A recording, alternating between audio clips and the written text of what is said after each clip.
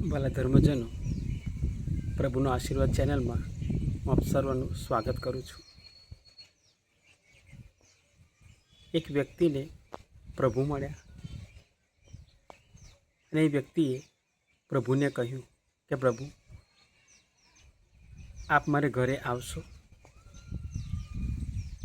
પ્રભુએ કહ્યું, તને મારા ઉપર સ્નેહ છે, પ્રેમ છે. પ્રેમ સ્નેહ હોય તો હું આવીશ. વાલા ધર્મજનો, આજનો સુંદર દિવસ પ્રભુએ આપણને આપ્યો છે, બતાવ્યો છે. ત્યારે કદાચ આપણો ભેટો જો પ્રભુની પાસે, પ્રભુની સાથે થઈ જાય, જેમ પેલા વ્યક્તિને પ્રભુ મળ્યા અને પ્રભુ સાથે વાત કરી અને પ્રભુએ જવાબ આપ્યો કે તને મારી પર સ્નેહ છે તો હું તારા ઘરે આવું. કદાચ આજે આપણને પ્રભુ મળી જાય તો આપણને પણ પ્રભુ પેલા વ્યક્તિ જેવું કહે કે તને મારી પર સ્નેહ છે, પ્રેમ છે, તો હું તારા ઘરે આવું. પ્રભુએ જે પ્રેમ બતાવ્યો છે આપણને, એનો પ્રેમ આપણી પર ઠાલવી દીધો છે પ્રભુએ. એનો અડધાનો અડધો પણ જો આપણે પ્રભુ ઈસુને પ્રેમ કરી શકીએ તો પેલા વ્યક્તિને પ્રભુએ જેમ કીધું કે તને મારી પર સ્નેહ છે તો હું તારા ઘરે આવું, ત્યારે કદાચ જો પ્રભુએ જે આપણને પ્રેમ કર્યો છે એનો અડધાનો અડધો જો આપણે પ્રભુને પ્રેમ કરીએ સાચા દિલથી, તો પ્રભુ આપણને એ નહીં પૂછે કે તને મારી પર સ્નેહ છે તો હું તારા ઘરે આવું. પ્રભુ ઓટોમેટિક આપણી સાથે આવી જશે. જેમ ઝાંખીને પ્રભુએ કીધું કે ઝાંખી, ઝાડ પરથી નીચે ઉતર, આજે મારે તારા ઘરે આવવાનું છે અને તારા ઘરે મારે જમવાનું છે. ઝાંખીના મનમાં એવું હતું કે હું ઝાડ ઉપર છું, પ્રભુ તો રસ્તા પરથી જઈ રહ્યા છે, એમને થોડી ખબર પડવાની છે કે હું એમને જોવા માટે અહીંયા બેઠો છું. પણ વાલા ધર્મજનો, આપણે બધા જ જાણીએ છીએ કે પ્રભુએ ઝાડ ઉપર નજર કરીને ઝાંખીને કીધું કે ઝાંખી,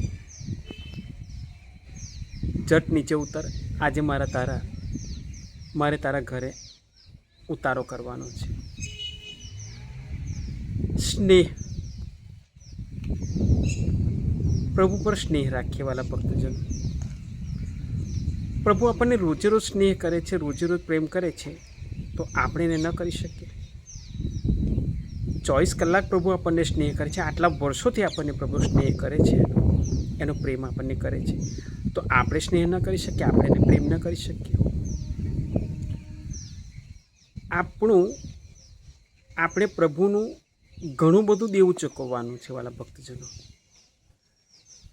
એ દેવું એ કે પ્રભુ આપણને આ શ્વાસ રૂપે એનો ઓક્સિજન પૂરો પાડે છે, એ ચૂકવવાનું છે. પ્રભુ આપણને ચોખ્ખી હવા પાણી આપણને પૂરું પાડે છે, એ ચૂકવવાનું છે. અને તમે વિચાર કરો કે આટલા વર્ષો આપણે જે શ્વાસ લઈએ છીએ, જો એની ગણતરી કરવા બેસીએ તો એનું કેટલું બિલ થાય? પ્રભુને આપણે કેટલું બધું ચૂકવવું પડે? પણ આપણા પ્રભુ દયાળુ અને કૃપાળુ છે, એક પણ પૈસો લેતા નથી કે નથી આપણે એનું બિલ પૈસાના રૂપમાં ચૂકવવાનું. સ્નેહ કરીને ચૂકવવાનું છે. પ્રભુને સ્નેહ કરીને, પ્રેમ કરીને ચૂકવવાનું છે.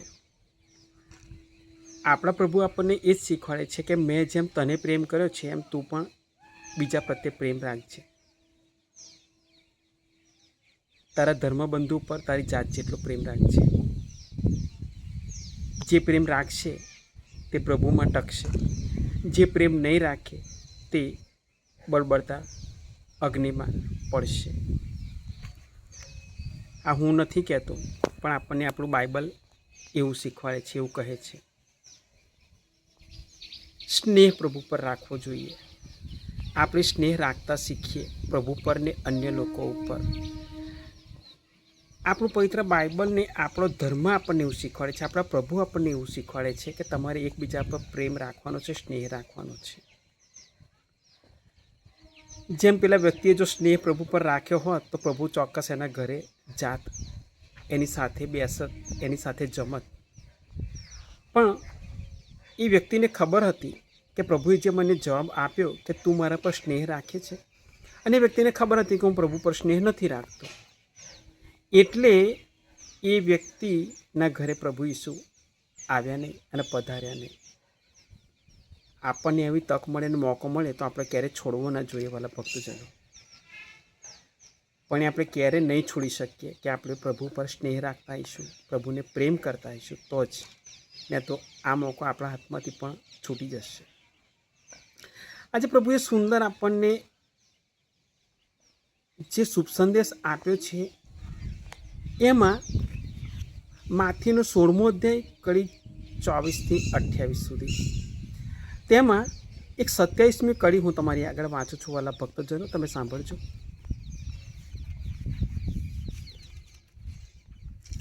કારણ માનવ પુત્ર તેના પિતાનો મહિમા ધારણ કરીને તેના દેવદૂતો સાથે આવનાર છે. માનવ પુત્ર એટલે પ્રભુ ઈસુ ખ્રિસ્ત એના દેવદૂતોની સાથે પિતાનો મહિમા કરીને ધારણ કરીને આવનાર છે.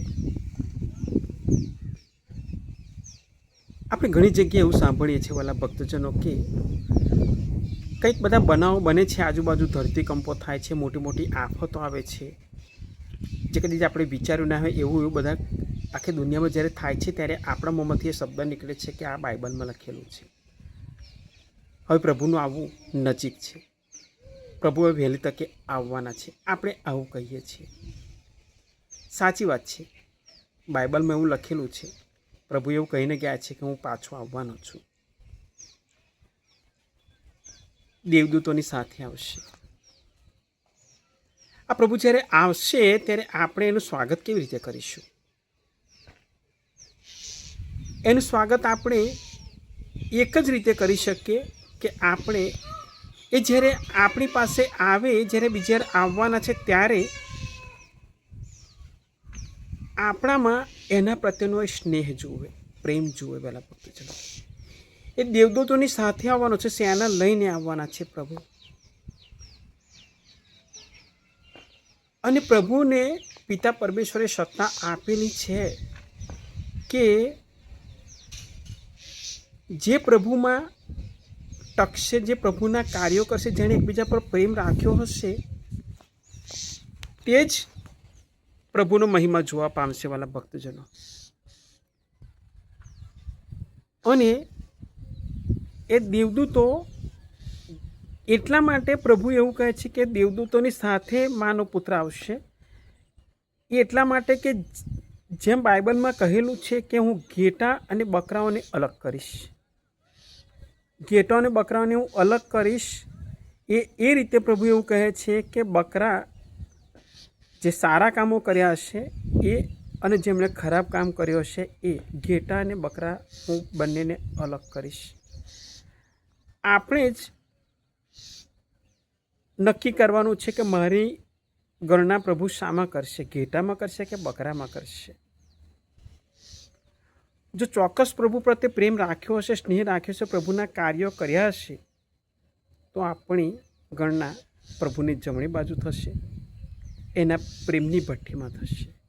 અને જો પ્રભુના કાર્યમાં આપણે ઊણા ઉતરાઈશું તો આપણે નરકમાં જઈશું, બરબતી ભઠ્ઠીમાં જઈશું. એકવાર એક રાજાએ ઢંઢેરો પીટાવ્યો, બધા ઘેટાઓને ભેગા કર્યા અને એમને એવું કીધું કે હું તમને એક એક ધાબળો આપવાનો છું. આ રાજાએ ઘેટાઓને ભેગા કરી અને એવું કીધું કે હું તમને એક એક ધાબળો ગરમ ચોરસો આપવાનો છું, ગરમ ધાબળો. ઘેટા બધા ખુશ થઈ ગયા. અને જ્યારે એક ઘેટાના ટોળામાં એક ઘેટાનું બચ્ચું હતું, એણે એની માને પૂછ્યું કે માં, આ રાજાએ ઢંઢેરો પીટાવ્યો છે કે હું તમને એક એક ધાબળો આપવાનો છું, તો એ ઊન ક્યાંથી લાવશે? અને ત્યારે એની માને ખબર પડી અને આખા એ ઘેટા જે ભેગા થયેલા એમાં સન્નાટો ફેલાઈ ગયો. એ ઘેટાના બચ્ચાએ એવું કીધું એની માને કે માં, રાજાએ ઢંઢેરો પીટાવ્યો છે કે હું તમને એક એક ધાબળો આપવાનો છું, પણ આ રાજા આટલું બધું ઊન ક્યાંથી લાવશે? અને ત્યારે એ ઘેટાઓને ખબર પડી કે આ તો રાજા આપણું જ ઊન ઉતારવાનો છે અને ધાબળા આપણને આપવાનો નથી, પણ એની માટે આપણું એ ઊન ઉતારી લેવાનો છે, એટલે એણે આવો ઢંઢેરો પીટાવ્યો છે.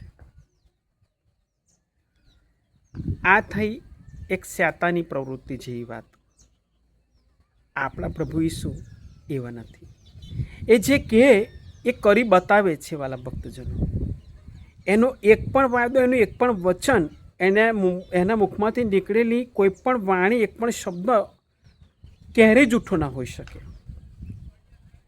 એટલે પ્રભુએ કીધું છે બાઇબલમાં કે ધરતી લોપ પામે તો ભલે લોપ પામે, પણ મારા વચન ક્યારેય મિથ્યા નહીં થાય.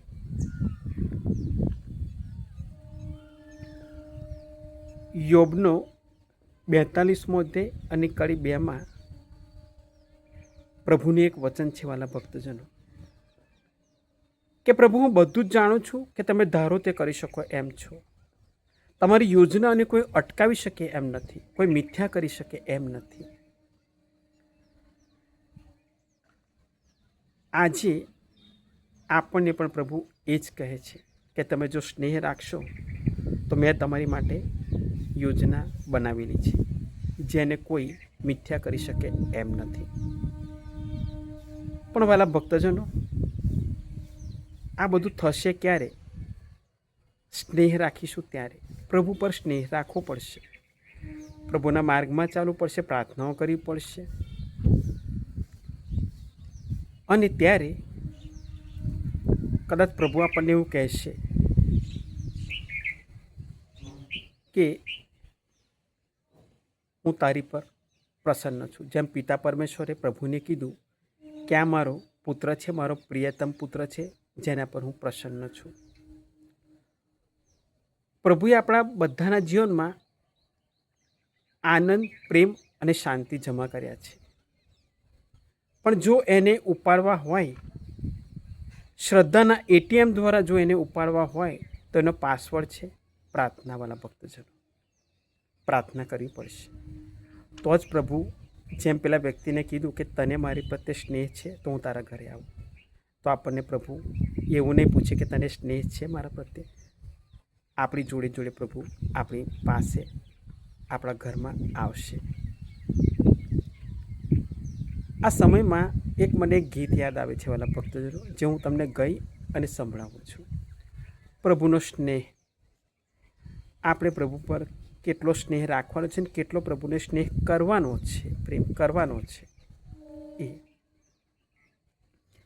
મેં તો ઈસુની સંગાથે સ્નેહ બાંધ્યો, મેં તો ઈસુની સંગાથે સ્નેહ બાંધ્યો, પ્રભુ ઈસુ મારા હૈયા કેરો હાથ, પ્રભુ ઈસુ મારા હૈયા કેરો હાથ, ઈસુની સંગાથે સ્નેહ બાંધ્યો, મારું ડાવડું ડૂબે છે એને તારજો, મારું ડાવડું ડૂબે છે એને તારજો, એમાં રહેલા પાપોને તમે કાઢજો, એમાં રહેલા પાપોને તમે કાઢજો, મારો ઈસુ મારા હૈયા કેરો હાથ, દોડી આવું ઈસુ તારે આશરે, મેં તો ઈસુની સંગાથે સ્નેહ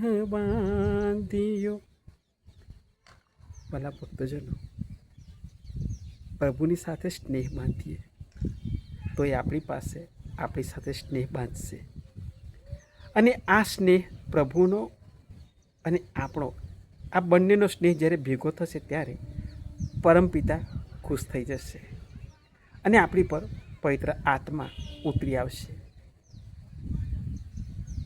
માતા મરિયમ એમનો પ્રેમ આપણી પર વરસાવશે. પવિત્ર દેવદૂતો આપણી હંમેશને માટે રક્ષા કરશે. વાલા ભક્તજનો, પ્રભુ ઈસુને સ્નેહ કરીએ અને જેમ પ્રભુએ પેલા વ્યક્તિને જવાબ આપ્યો એવો જવાબ આપણે નથી જોઈતો. આપણે એ જવાબ જોઈએ છે કે પ્રભુ તું મારી સાથે ચાલ, અને પ્રભુ ચોક્કસ આપણી સાથે આવશે. વાલા ભક્તજનો, આ પ્રાર્થના અમે અમારા પ્રભુ ઈસુ ખ્રિસ્ત દ્વારા કરીએ છીએ. આમીન. પિતા અને પુત્ર અને પવિત્ર આત્માને નામે આમીન.